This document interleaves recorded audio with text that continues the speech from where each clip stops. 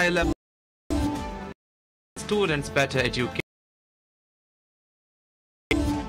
and Syrian government forces 5 villages.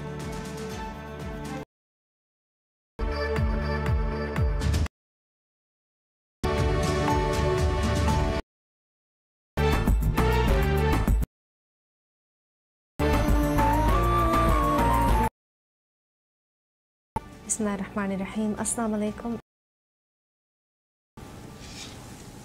The visiting High for Asia Department of the European of Foreign Affairs of Maldives, Dr. Muhammad,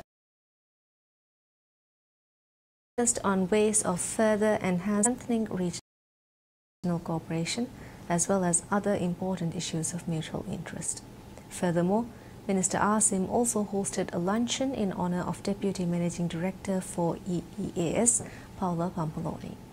The Foreign Minister was accompanied by the Foreign Secretary Ahmad Sarir, Secretary Bilateral Ahmad Khalil, Minister of State for Foreign Affairs Dr. Fazil Najib, and Ambassador of Maldives to the European Union Ahmad Shian.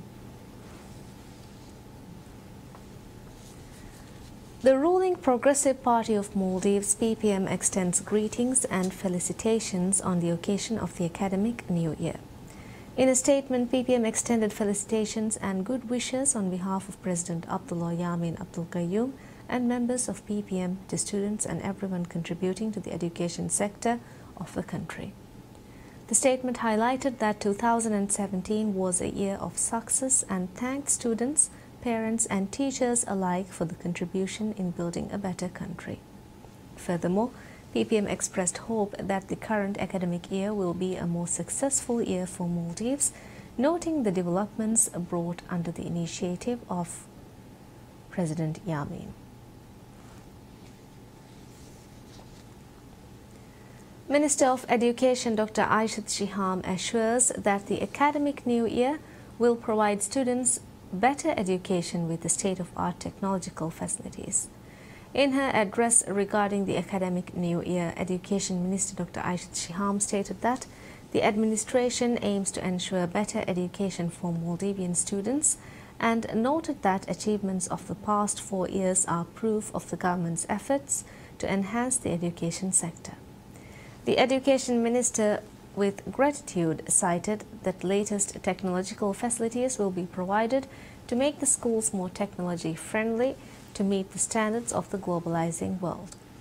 Vowing that no child will be left behind, Minister Aishat Shiham said that specialized teachers are trained to teach students with special needs. Noting the technological advancements brought to education sector, the minister stated that the education system will seek to connect schools in Mali City and the atolls to provide all-inclusive education to students. The academic new year begins with 81,000 students in the Maldives, with major initiatives by the administration to further expand the education sector. Since President Abdullah Yamin Abdul Qayyum assumed office in 2013, the administration has been carrying out various key developmental projects throughout the nation. One of the prime focuses of the development of the administration is the education sector. Under the objective, the administration initiated the implementation of the No Child Left Behind policy in all educational institutions in the Maldives. Furthermore, the administration has successfully commenced the implementation of a new syllabus with a richer content for the students. As the academic new year begins in the Maldives today, the administration has several more initiatives to further expand the education sector. Ministry of Education highlights that the Maldives is ranked high in the literacy level in the South Asian region and assured that the education sector is all equipped for the new academic year. With over 81,000 students attaining education this year, the ministry has planned major changes to the education system. One such major change is the digitalization project, which was implemented with the start of the new academic year. As per information provided by Education Ministry, the pilot phase of the mega project of digitalizing the schools have been implemented, with the first phase of the project to be completed within this year. In addition, the ministry has also increased the number of teachers in Maldives to 8,500, including 6,500 local teachers. Another key area of focus of the administration is the expansion of educational institutes in Maldives. With over 200 schools established throughout the Maldives, the administration has carried out various projects to upgrade the institutions in the past year. Education sector is one of the prime focuses of President Abdullah Yameen Abdul Qayyum's administration. And as the new academic year begins, the education sector also has seen major developments.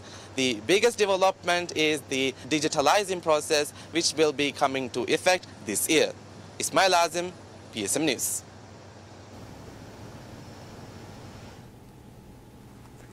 Ministry of Health reveals that efforts to equip teachers for the National Medical School would commence within the next 2 months.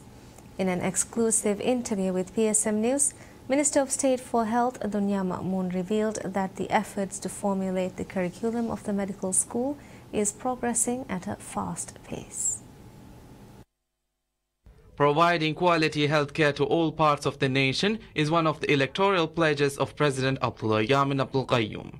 To achieve this pledge, President Yameen has been carrying out key developmental projects in the sector.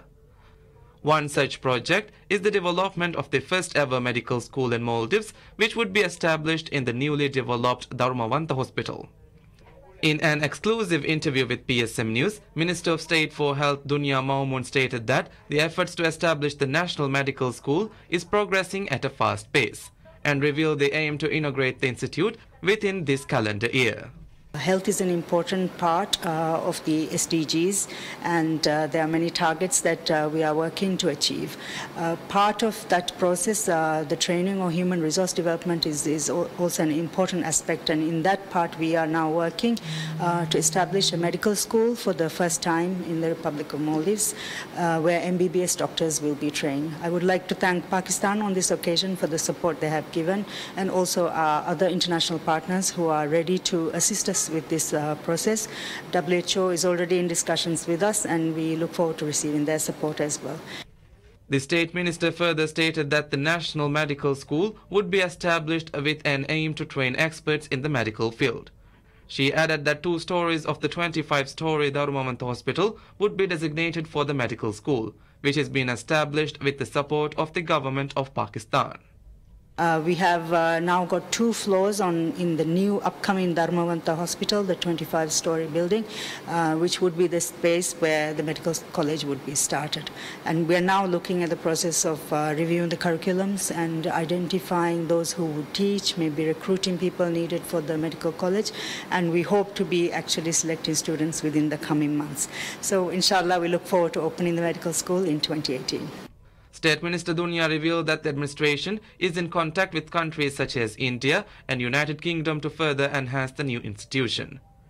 She concluded by saying that the administration aims to make the National Medical School amongst the top-notch medical institutions in the region. The Maldives is an archipelago of far-spread low-lying islands and atolls located in the Indian Ocean. Climate change is severely threatening the very existence of the Maldives, as well as diminishing existing human capabilities on these islands. According to World Bank, with the future sea levels projected to increase in the range of 10 to 100 centimeters by the year 2100, the entire country will be submerged, seriously impacting the culture and the livelihood of citizens of the Maldives. The government of Maldives works to minimize the effect of developmental projects on climate. In this regard, government established the Environment Protection Agency, EPA. While the government exerts major efforts on developmental projects on all areas, minimizing the risk of climate change on Maldives is complicated. Ministry of Environment and Energy tremendously works to minimize the impacts of climate while conducting infrastructural projects. The EPA Governing Board is a statutory body established under the Environment Protection Act with expertise in the environment protection, industry, environmental science, regional issues, environmental law and local government. One major accomplishment by EPA is accumulating the Environment Impact Assessment (EIA) reports prior to the projects being conducted. Director General of EPA, Ibrahim Naim, revealed that the agency compiles the EIA report prior to all infrastructural projects and related preventive measures are always undertaken. Ibrahim Naim stated that the land reclamation, airport development, projects related to water and sewerage facilities are conducted by the government after a thorough assessment in areas and means which climate impacts are minimized.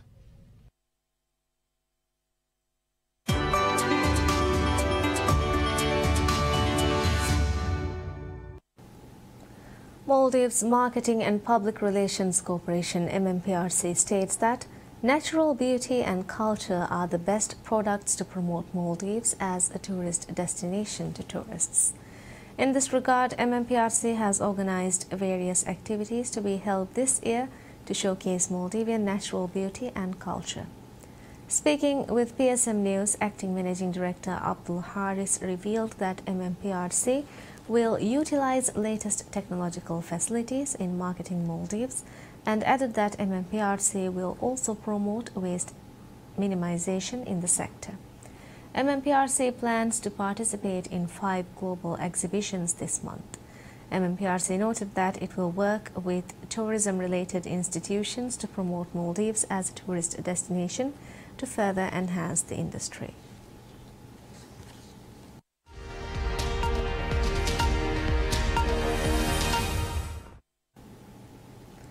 Chinese Foreign Minister Wang Yi states that China hopes to raise its cooperation with Africa to a new stage.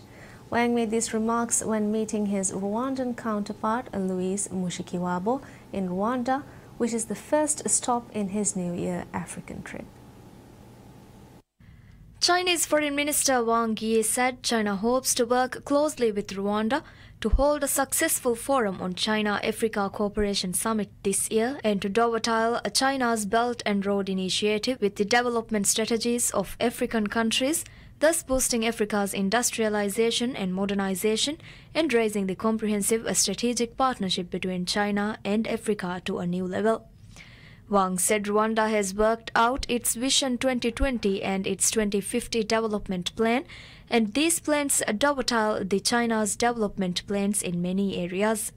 Meanwhile, Mushikiwabo said Rwanda is willing to strengthen cooperation with China regarding the Belt and Road Initiative, which she said set a good example of deepening a regional cooperation for other countries.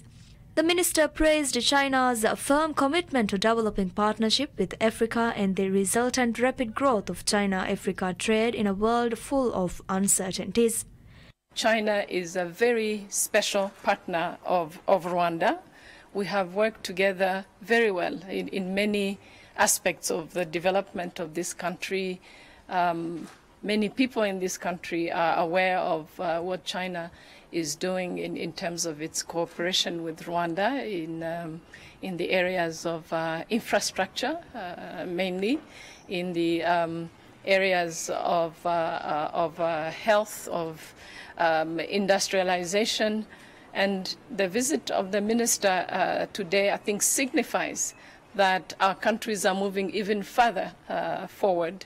Secondly is that China and Rwanda are going to increase political consultation, both bilaterally but also for the sake of the continent.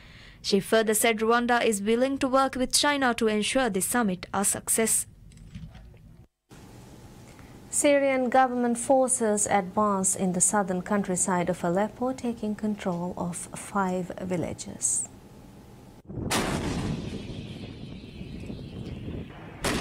The Syrian Observatory of Human Rights reported that in the last 72 hours, government forces had taken control of around 40 villages as they advanced towards Abu al-Zuhr military airport, adding that the forces advancing in southern Aleppo were now around 6 kilometers away from their forces in eastern Idlib.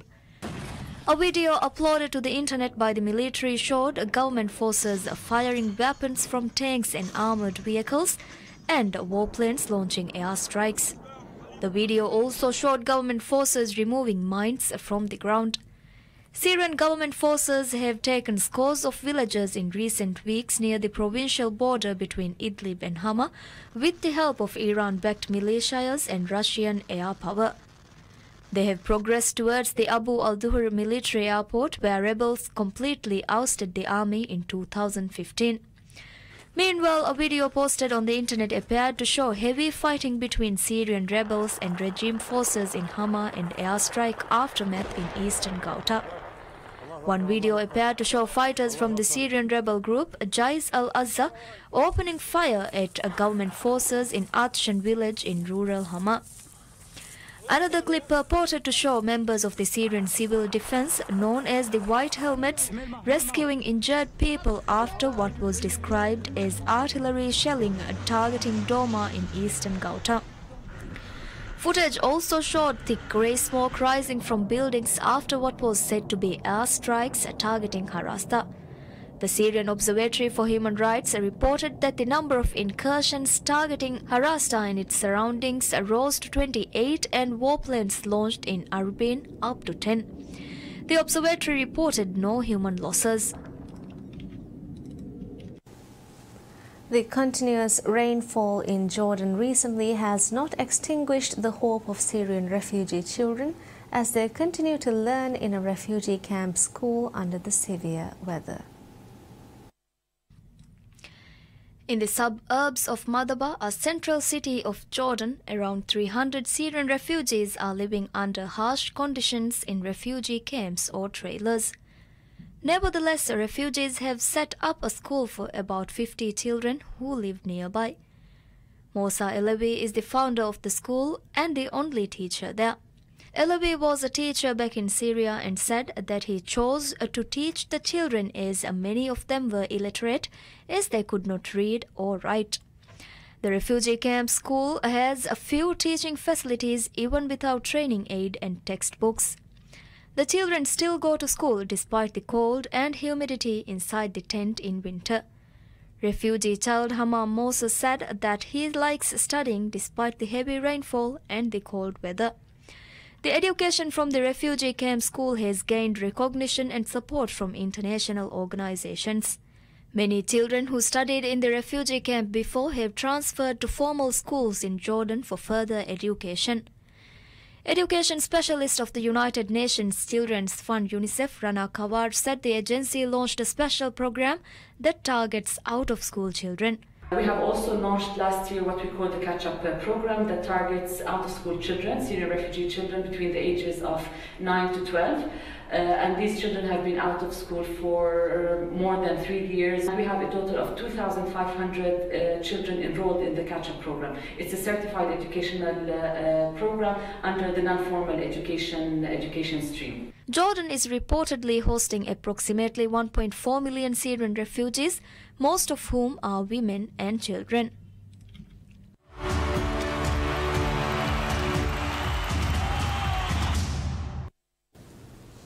Under pressure, Real Madrid coach Zinedine Zidane admits his side are struggling after the La Liga champions suffered a shock 1-0 defeat at home to Villarreal.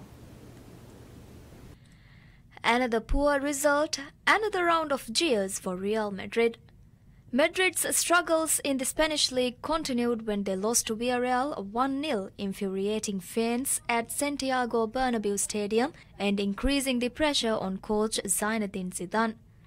Pablo Fornals netted Villarreal's winner in the 87th minute, prompting loud boos by the home crowd, which 3 days ago saw their team draw with second division club Numancia 2-2 in the Copa del Rey. Madrid also drew at Celta Vigo 2-2 a week ago, lost to Barcelona 3-0 at the Bernabeu at the end of 2017, and they have now gone 4 matches without a win. The defending La Liga champions are currently 4th in the table, 16 points behind league leaders Barcelona. Villarreal moved to 5th place with the victory, their first ever at the Bernabeu. It was Madrid's third home loss this season, a campaign where Zidane's side have won only half their games at the Bernabeu.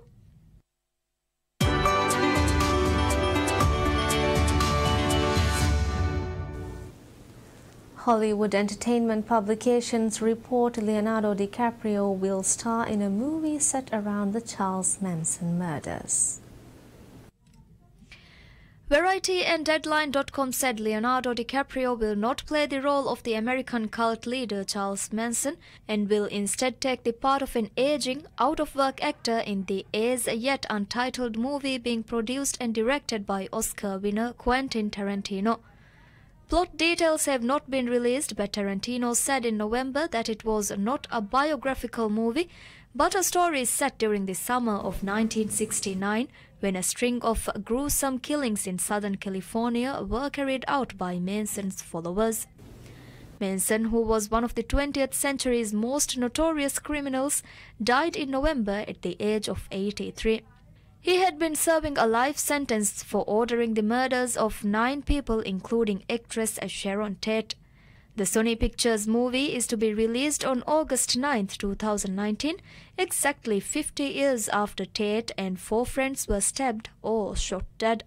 Deadline and Variety said that Australian actress Margot Robbie has been asked to play Sharon Tate. Tom Cruise, Brad Pitt and Al Pacino are also rumoured to be interested or are being sought for the movie.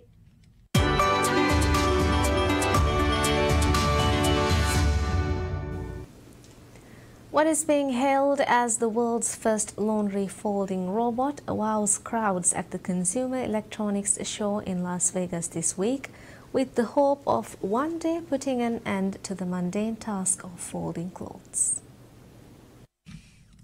To use Laundroid, which looks more like a closet than a robot, the user simply throws a pile of dry clothes into its bottom drawer, pushes a button, and then the clothes appear neatly folded on Laundroid's upper pickup trays once the folding cycle is complete. Laundroid is the brainchild of Japan's Seven Dreamers Laboratories Incorporated. The company's president and CEO, Shin Sakane, said the Laundroid uses 3 main technologies to carry out the complicated task of folding clothes, which are artificial intelligence, image analysis, and robotics. Yeah, there are a few multiple robot arms in there, and then there are a few cameras in there. And then once you load up to 30 clothes, like dried, randomly into it, you just start the machine, and then it automatically, robot arm pick up one item at a time. And then with the vision analysis and AI, it takes pictures and recognizes what kind of clothes that is. And then it starts to fold. And then in order to fold one item, it calculates about 30 times. And then once it's folded, it's placed on the pickup tray, and then it continues until everything is done. The reason why so much technology is required to fold clothes robotically is because a fabric is a difficult material to work with because of its softness. Seven Dreamers Laboratories Incorporated plans to release the Laundroid at the end of 2018 with an initial price of $16,000. CES is the world's largest consumer electronics trade show. And that's all we have for you right now. Thank you for watching. Have a very pleasant day.